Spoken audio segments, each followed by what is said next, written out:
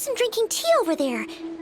Isn't that Yelan? Oh, looks like she's having some kind of tea party with friends. We're just in time. Aren't we gonna go say hi?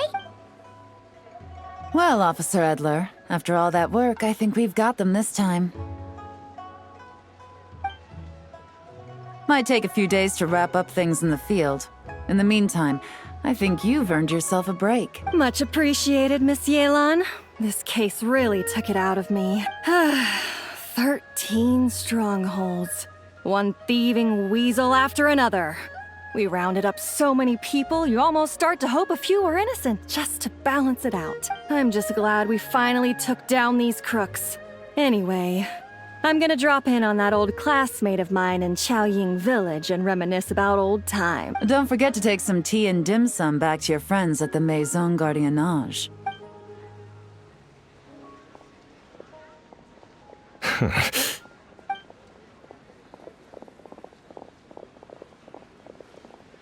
Oh, looks like Yelan's friend left.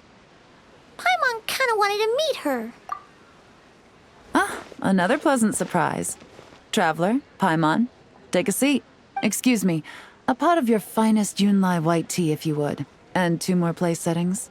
Now, judging by that expression, I assume you came over to ask about the 2 spies that were just watching us. Ah! Spies? What spies? There were spies around here just now? Oh, more than that, I'm sure. I bet they already sent someone to tail Officer Edler. Anything to foil our operation. Oh, so you're tracking down some criminals? They've got some nerve spying on you like that. Pretty bold if you ask Paimon. Well, those tend to be the kinds of cases that cross my desk. If I could leave it to someone else, I would. I could have been on vacation right now. Mora laundering, to the tune of 10 figures and counting. Laundry? What does that have to do with Mora? And who are these figures? There are 10 of them? In layman's terms, a certain merchant in Fontaine possesses a large amount of Mora obtained through illicit means. But it's easy to get caught when you're moving that kind of cash. So you cover your tracks, create a front to avoid detection, and what do you know? Your illegal Mora now looks completely legit. And this merchant's front of choice? Fine art and antique auctioneering. He buys goods from all over Tevat, brings them back to Fontaine, and rebrands them as pieces of fine art, driving up their price in the process. Then, when the items go to auction, he buys them up at their inflated price with his own illicit funds. And through this exchange, the proceeds he receives in return are clean. This process allows him to legitimize his illicit wealth. He even launders Mora for other criminals as well, a business which earned him the title, the Dark Financier. That's to be expected, I suppose. In Chenyu Vale, you can get your hands on exquisite antiques without breaking the bank. Tea sets, porcelain, jade, statues, all easily marketed as pieces of fine art. Liyue goods being used in illicit underground schemes poses a real threat to our trade standing in the long run. So, instead of getting to enjoy my long-awaited vacation in Fontaine, it's back to work for me. Okay, Paimon thinks she gets it now. It's like moving Mora from one hand to the other. In other words, just disguising where it originally came from. But if you know what this merchant is up to, shouldn't it be pretty easy to catch him? You go to the auction, wait for him to appear, then nab him right as he goes to purchase his expensive piece of Liyue art. Not a bad plan, Paimon. But there are too many loose ends. If you were the mastermind behind this whole scheme, would you really expose yourself as the face of the operation? Oh, yeah. You wouldn't want to be seen doing the dirty work. You'd send someone else instead. Like, if Paimon was the bad guy, she'd send the Traveler. No, wait. Even if Paimon turned bad, the Traveler would never. Paimon would need, like, a group of minions or something. Oh, Paimon gets it now. Even if you track down the goods, if this dark financier guy isn't the one doing the buying at the auction, you won't catch him. It's not just a matter of who's at the auction. You also have to source the goods, transport them back to Fontaine, get them to the auction house, none of which are tasks he performs himself. He has a whole crew to hide behind. Tracking down the goods is already complicated enough. They change hands so many times, the trail is almost impossible to follow. So the most logical course of action is to play the long game. You start small. You find someone you can follow behind all the smoke screens, who'll lead you straight back to the dark financier himself. Well, wait! So you were just pretending? And to think, Paimon thought all that stuff about wrapping up the case and taking a break was actually true! Right you are, Traveler. Working with the Millilith and Officer Edler, we managed to launch attacks on all of the Dark Financier's strongholds, which allowed us to nab most of his crew. Those spies just now were his most important agents, the two people he trusts to have direct contact with him. The first is Corday, a senior member of the Fontaine Antique Association, in charge of auctioning off the goods. And the other is Dodamani, a ship owner from Sumeru and longtime cargo transport. They're under pressure to salvage the situation, so we let them slip through the cracks on purpose. The goal is to make them think that, by some stroke of luck, they're in the clear and have room to act. They think keeping tabs on Officer Edler will allow them to operate under her radar and get whatever remains of their goods out of Liyue. But little do they know, while their attention's fixed on her, I'll be secretly gathering the intel that's gonna bring them crashing down. So, interested in coming along for the ride? I'm curious how you take to this line of work. Could be some potential there. Yeah, we kind of stumbled into this whole thing, but now we're a part of it too. Let's do it! For Yelan, for the people of Chenyavale, and for, the Liyue business world! I admire your selflessness, Traveler and Paimon. Let me be the one to look out for your self-interests then. Namely, your payment. How about we do this the Fontainian way? You'll get exactly what a top agent receives for a dangerous field mission. Getting started is always the hardest part, but luckily, I have a lead. The Dark Financier's crew is even more on guard than usual, so our best bet is to do some counter-surveillance to get on the right track. And I think I know just the place to start. Let's head northeast and see if I'm right.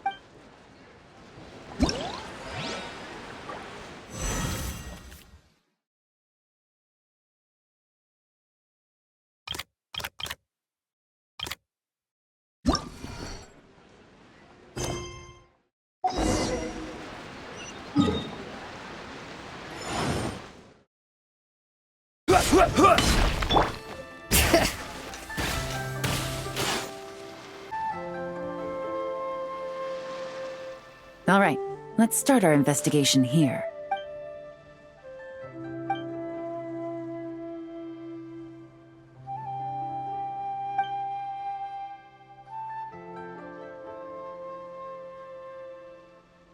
So, we can all agree this is just a normal stretch of wilderness, right? Paimon doesn't see any bad guys to nab around here. Well, it didn't take long for you to understand our role here, Traveler. Thinking like a top agent already. Impressive. Like I said, we need to start small. If we want to track down the man himself, our best bet is to start with his goods. So right now, finding his stock is our #1 priority. And to do that, locating his hidden stronghold is imperative. Which brings us to why we're here. Pretty good vantage point from up here, don't you think? Huh, guess so. Paimon can see the port of Elang Wharf, the boats in the distance, and some kind of tower. What's that for? It's a lighthouse. The Millilith use it to monitor the situation at sea. In addition, the flashing of the light can also serve as a means of communication. Oh, let's hear it. Not too far off at all, Traveler. The Millilith maintain an impeccable level of security in Shenyu Vale through consistent patrolling. This location offers a perfect vantage point to observe their lighthouse signals and deduce their patterns of behavior, which is a huge help if you need to move goods under the radar. So we should be able to find traces of the Dark Financier's scouts in this area. Oh, okay. Paimon doesn't quite follow, but she'll take your word for it. It's simple. Just take this forensic imaging device and investigate the surrounding area. As long as we're meticulous, I'm positive we'll find something.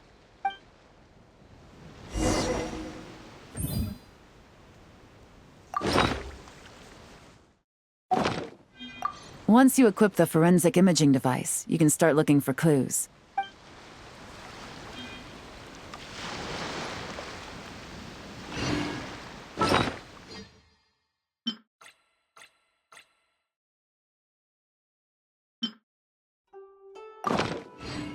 Well, remember, an eye for detail is key. Clues are often hidden in plain sight.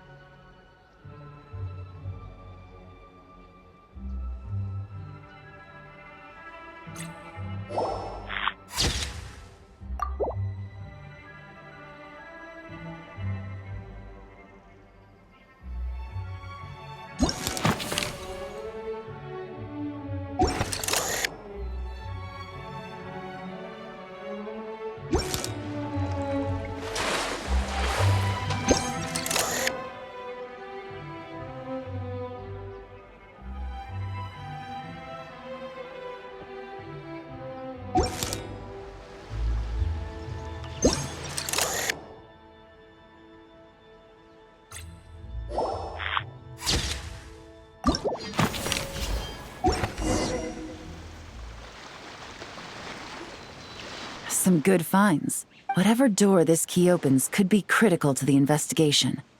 And this carrier pigeon tube contains several coded messages. Huh. So there really is evidence around here. It's like these guys aren't even afraid of getting caught. What if the Millilith noticed them spying and decided to investigate? These objects suggest the Dark Financier's scouts were likely disguised as fishermen. People like that are trained not to crack under pressure. All they'd need to do is come up with a believable excuse, like needing a place to rest. The Millilith can't investigate or apprehend a civilian without probable cause. Oh, Paimon can just see their smug faces getting away with something like that. Not to mention, the traces on these objects are fresh, which means the scout here is still active and wasn't among those caught by Officer Edler. So we need to stay vigilant. We can't let them know we're still on their tail. I had a hunch this area was being used as a lookout, and I was right. But that still leaves the question of where the goods are hidden. Any ideas?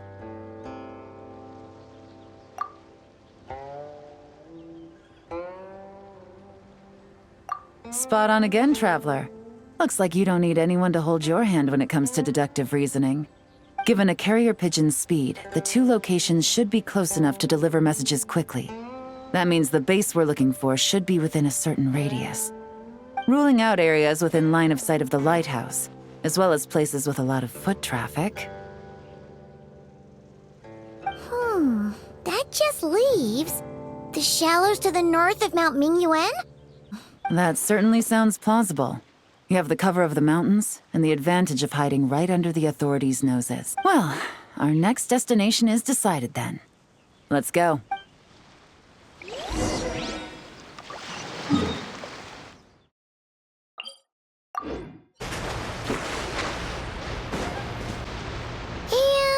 nothing out of the ordinary here, either. That's right. No detail is too small to investigate. I believe in you.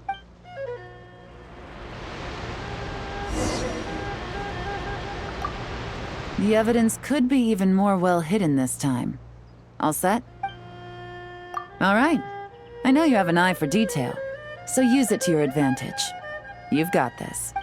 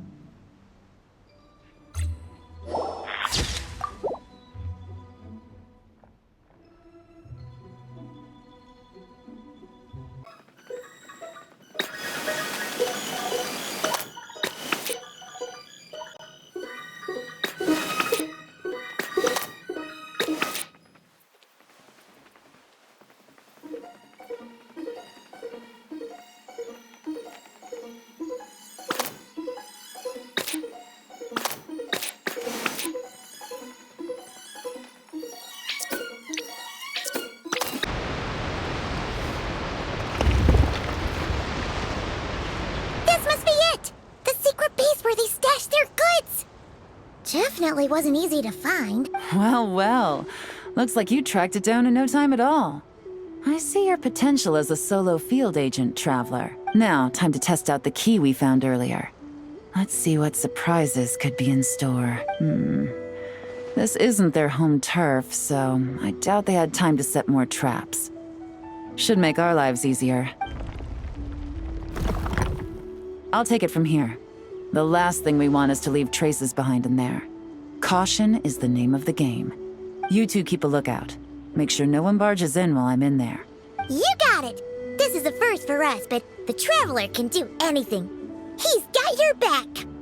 Good point. Yelan doesn't make mistakes like that.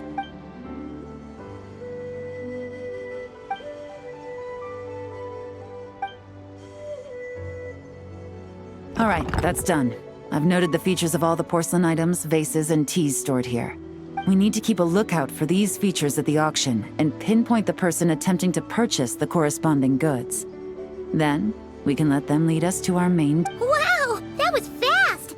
You must do that all the time, huh? Now, we wait. There are countless auctions in Fontaine. We can't possibly monitor them all. Besides, that would be a waste of personnel. I'll continue to conduct surveillance in the area, keep tabs on the situation, and attempt to decipher their coded messages. Once its two lackeys move the goods, we can shift our focus to the upcoming auction. And then, we'll have somewhere to start. Got it! All we can do now is wait. Wait, and then follow them straight to the guy behind this whole thing so we can give him the old 1-2 punch! This whole time, Officer Edler has been leading her two stalkers on a wild goose chase around Chaoying Village. Once they decide it was all a waste of time, it's her turn to tail them instead. Not to mention our operation has already put them under extreme pressure. We've forced their hand. I doubt they'll last more than 2 days before making a move. So let's meet back up at Yilong Wharf in 2 days. Find me near the harbor.